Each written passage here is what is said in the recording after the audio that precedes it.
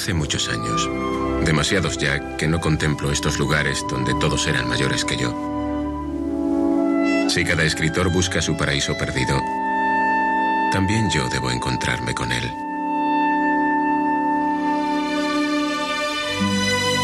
¿Qué hago en Colombres frente a la Quinta Guadalupe de Íñigo Noriega? Tal vez no debí plantearme este libro. La novela sobre indianos es algo pasado de moda. Mejor sería dar vuelta y olvidarla.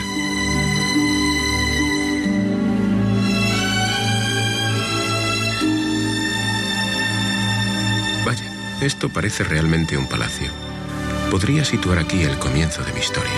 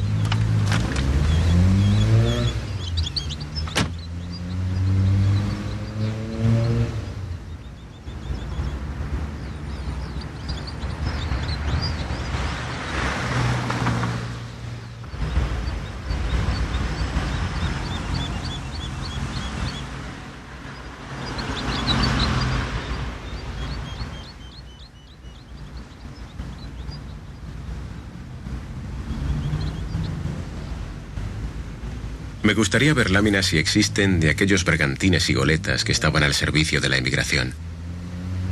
He leído que el Habana podía hacer el viaje a Cuba en 32 días, con viento favorable, claro. Y que el Favorita cubrió en 17 días la distancia de Filadelfia a Luarca, batiendo un récord. Bueno, si nos remontamos al siglo pasado. Los siglos XVIII, XIX y primer tercio de este son su época, ¿no? Me gustaría leer obras relacionadas con aquel mundo. Puedo proporcionarte textos de Jovellanos, de Clarín. He leído Boroña y La Regenta.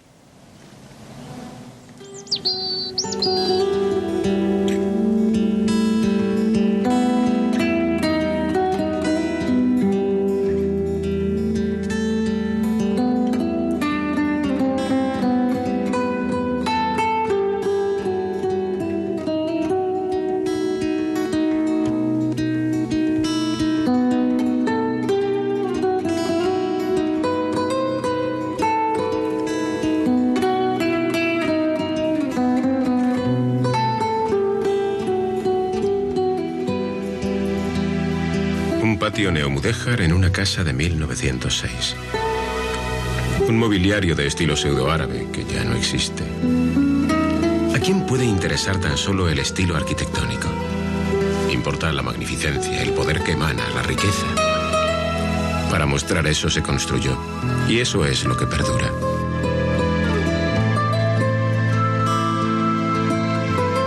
Tiene razón la chica. En los edificios de indianos conviven hasta 9 estilos.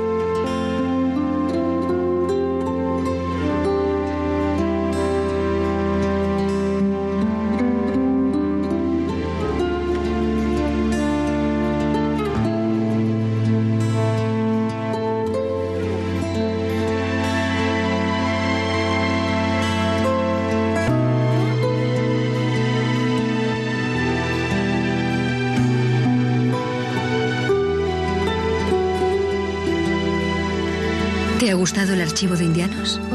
He conseguido material filmado. Podrás verlo mañana.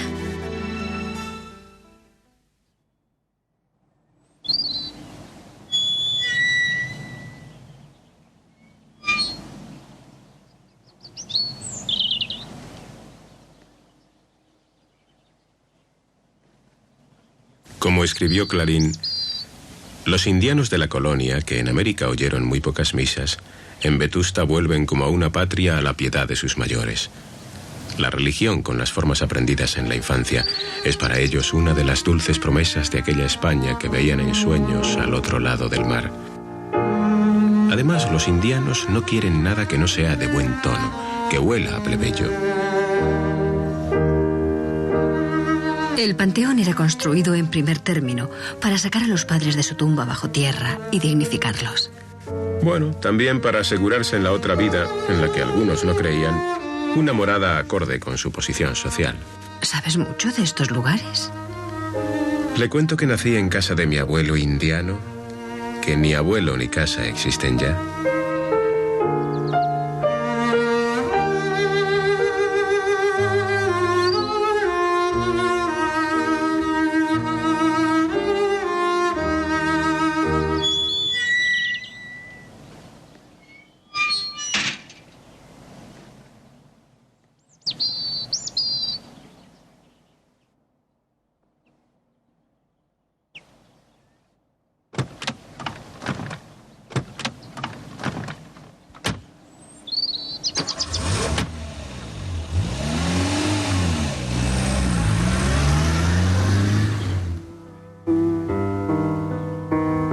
Me dice que este asilo de Colombres es otro ejemplo de arquitectura para uso público.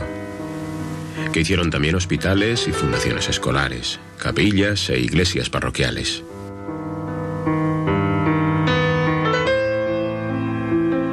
Pero yo preferiría saber detalles de aquel José Menéndez, nacido en Miranda de Avilés, que llegó a poseer tierras más extensas que los Países Bajos y fue llamado el rey de la Patagonia. Me gustaría ver esa estatua que se hizo construir con la leyenda de Menéndez a Menéndez. Todo un rasgo de humor. La arquitectura para uso público era también costeada por grupos de migrantes no enriquecidos que beneficiaban así a sus pueblos de origen. Deberé explicarle que indiano es en realidad todo migrante, casi siempre rural, que hizo fortuna en América y regresó aquí para disfrutar su triunfo. Imagino lo que va a contarme ahora. Te conviene saber que la emigración asturiana a América, si bien tuvo importancia ya en épocas anteriores, aumentó considerablemente a partir de 1880. Los países receptores, necesitados de mano de obra, levantan las restricciones habidas hasta entonces, y España también elimina los obstáculos legales existentes.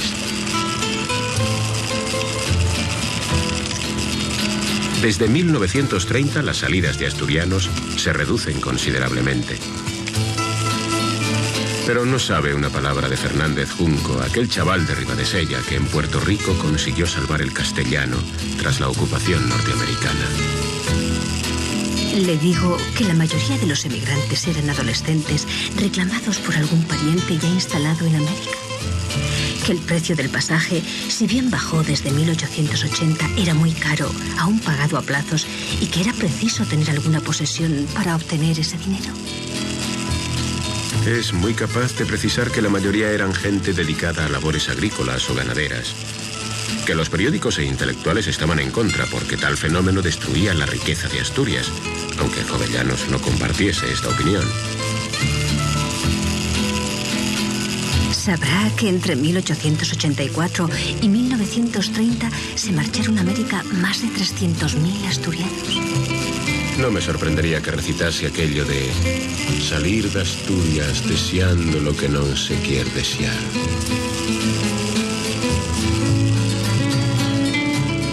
Sin comentarios. Las imágenes lo dicen todo.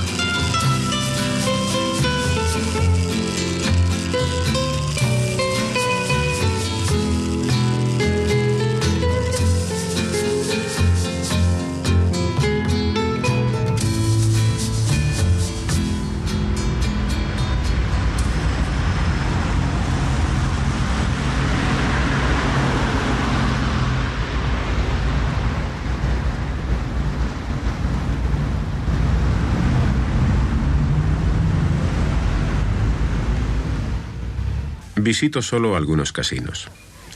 Pero ya sé todo lo que hay que saber sobre este estilo de construcciones.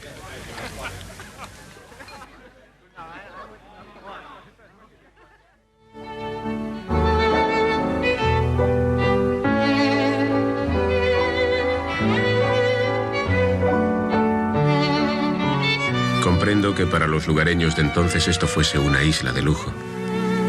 No tenían acceso a estos salones. Entraba solo algún prohombre ligado a la comarca. Pero la construcción se hacía para que los indianos consumiesen aquí sus largas horas de rentistas de la emigración.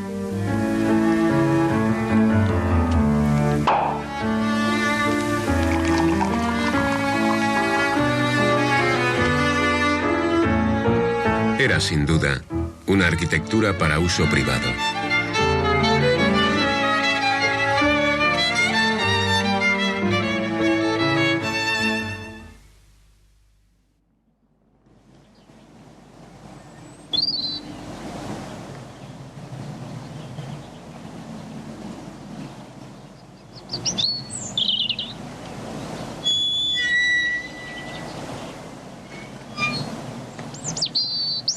Este palacio del siglo XVII fue adquirido por la familia de los Gómez de la Madrid Noriega.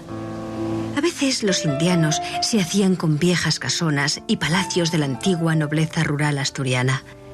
Los adornaban con escudos y falsas torres para potenciar su carácter aristocrático, o los modernizaban al añadirles aquellas galerías que tanto gustaban entonces.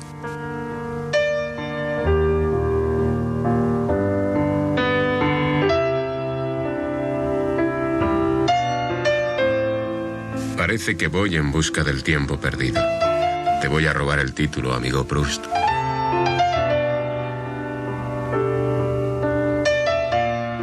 Es curioso.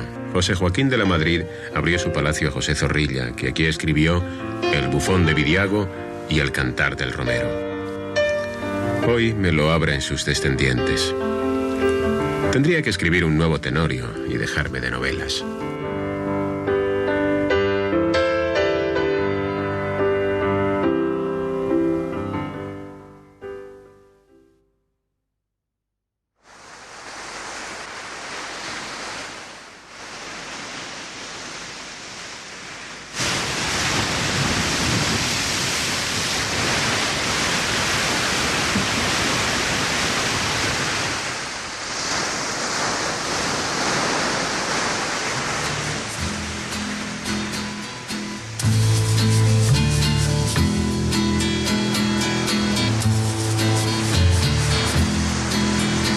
Debes saber que la arquitectura indiana tiene un carácter descentralizado, que está dispersa por todo el territorio asturiano.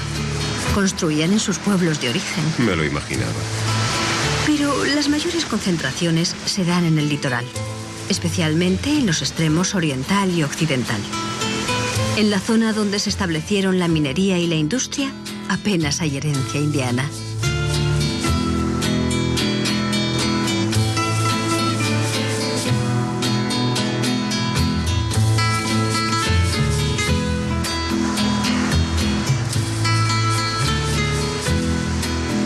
Como unos iban reclamados por otros, cada lugar de Asturias se especializó en un destino concreto. Los de Allande iban a la República Dominicana, a México los de Llanes, a Uruguay los de Figueras y Castropol, a Cuba y Estados Unidos los de Cabrales, los de Luarca a la Argentina. El indiano era un ser condenado a la nostalgia. De Asturias cuando está en América, de América al regresar. Como los marineros con el mar y la tierra.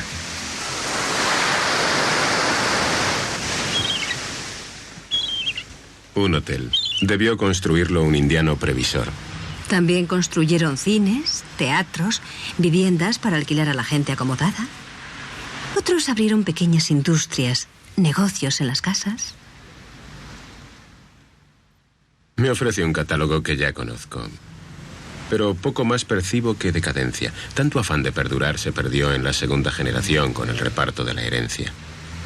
Familias numerosas fruto del dinero y la moza con que desposan. Hijos que también fecundan en demasía. Nietos que desaparecen de aquí para ganarse la vida en cualquier parte. Como yo.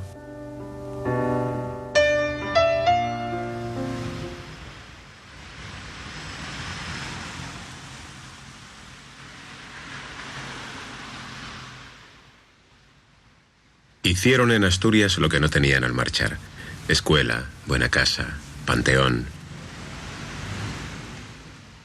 Las escuelas, como esta de Villaviciosa, de influencia regionalista, son otro ejemplo de arquitectura para uso público y, en algunos casos, de beneficio para el indiano, pues así obtenía chicos más preparados y agradecidos para sus negocios.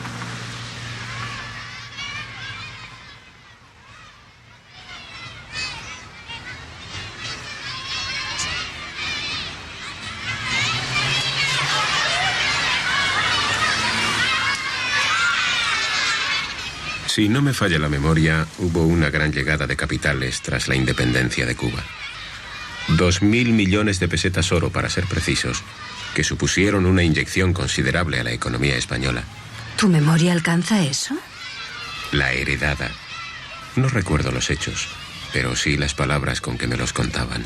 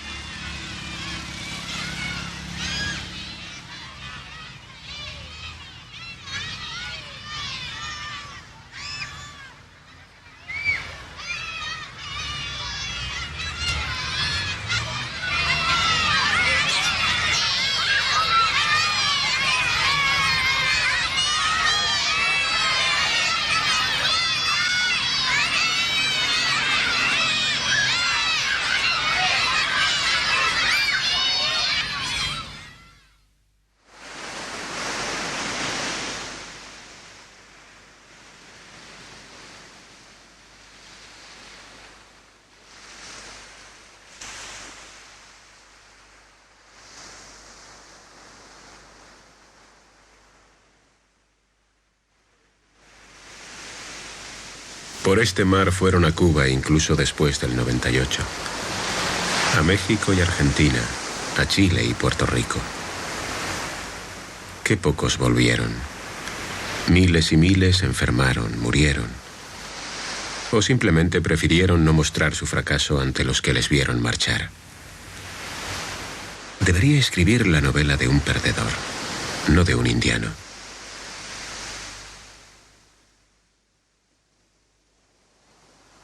Si le hablo ahora del espíritu emprendedor de los asturianos y de la emigración como aventura, es capaz de arrojarme al mar. Podría hacer una obra coral poblada por seres anónimos, sin rostro. Quizás debería comenzar en una pulquería mexicana donde un asturiano ha logrado, a base de años y trabajo, hacerse viejo.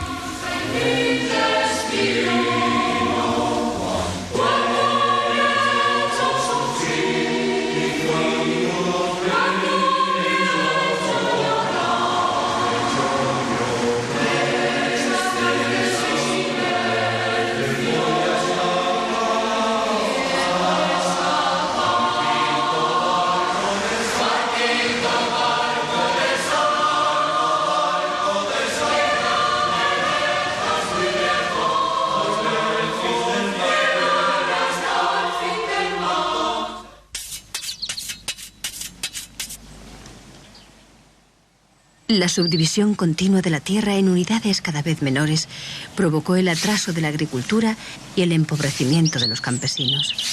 ¿Había otra solución que emigrar?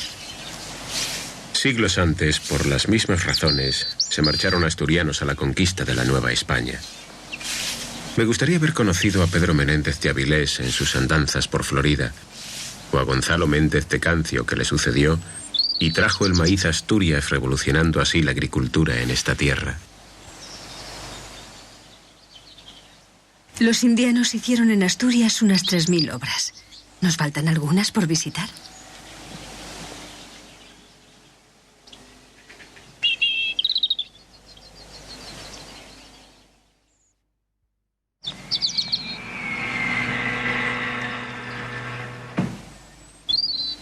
Esto, que parece un castillo, es la casa de Ramón Vela. La terminó hace pocos años y los muchos millones que costó los enviaron sus 3 hijos desde México. Según parece, la epopeya indiana no ha terminado. Ahora, ante este ejemplo vivo, lo comprendo. Observa también aquí la falta de unidad formal, los rasgos de eclecticismo. Priva el gusto del propietario, sin otros cánones. Lo que observo es que perdura la idea de fundar un linaje basado en la riqueza. Por eso, en cada lugar, cerca de la casona del señor, se alzaba la gran casa moderna del asturamericano. Estos fueron, en definitiva, quienes abordaron la urbanización del campo asturiano al dotarlo de servicios e imagen urbanos. Electrificación, abastecimiento de aguas.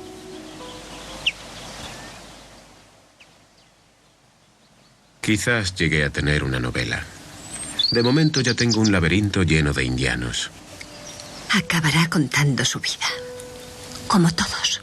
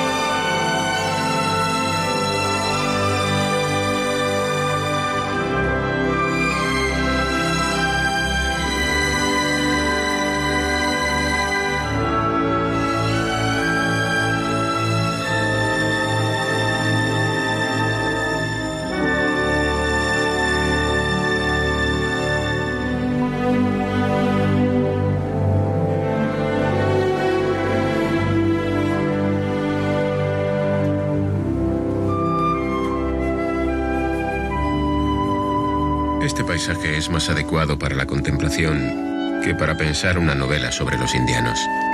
Pues este era el sueño que acariciaban a su regreso. Dominar Oviedo. Como documentalista no tienes precio.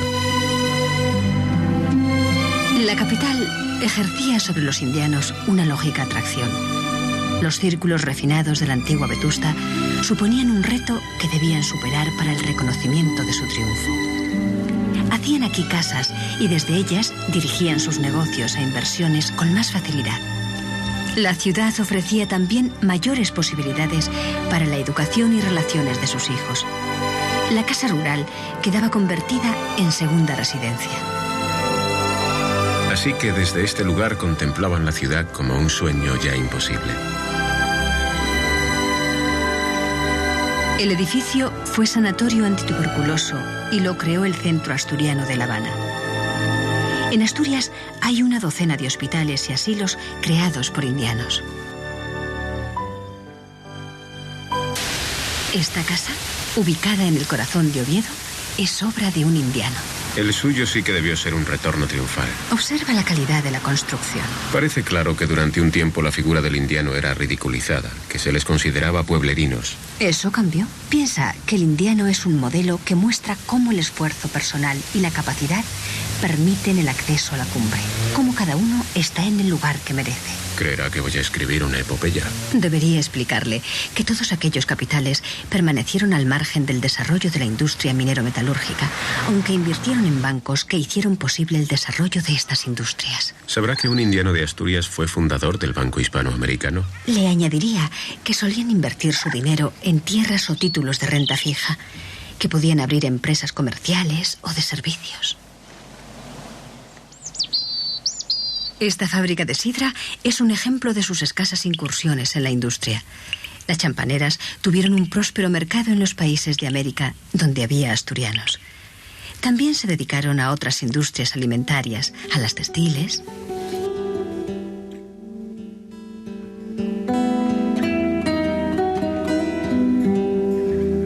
Hay en la fábrica de sidra una cierta añoranza de la espicha rural. América les dio un sentido comercial del que carecían antes. Eran suyas más de la mitad de estas fábricas, antes de la guerra civil, por supuesto. Pero esta de El Gaitero tal vez haya sido la más famosa. ¿Cómo haré para quitármela de encima unas horas? Necesito estar solo.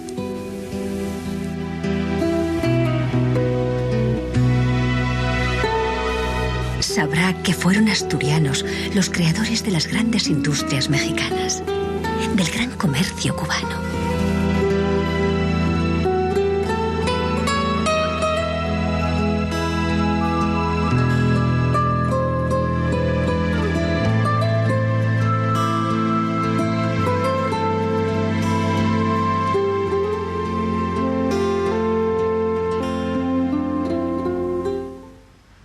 Pedro Alonso fue un indiano benefactor de Noreña. Observa cómo imitaban las pautas de la aristocracia. Este cine fue de Pedro Alonso. Le gustaría a Pola Negri. No hay sesión. Vamos.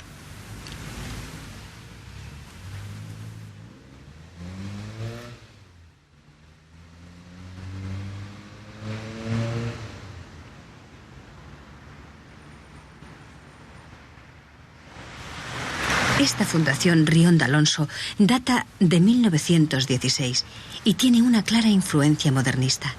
Debes tener en cuenta que los indianos contribuyeron a mejorar la enseñanza pública, entonces en condiciones deplorables.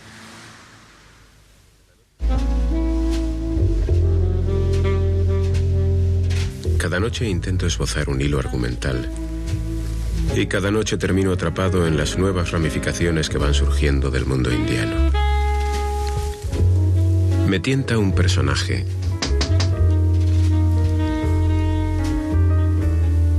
Habría de ser secundario, que al regreso encuentra a su antigua novia ya mayor y acaba casándose con la sobrina de esta. Tengo claras las razones del indiano para desear a la jovencita, pero ¿solo el dinero y la posición social atraen a esta? Esos amores por conveniencia, seguidos de infidelidad, me asustan.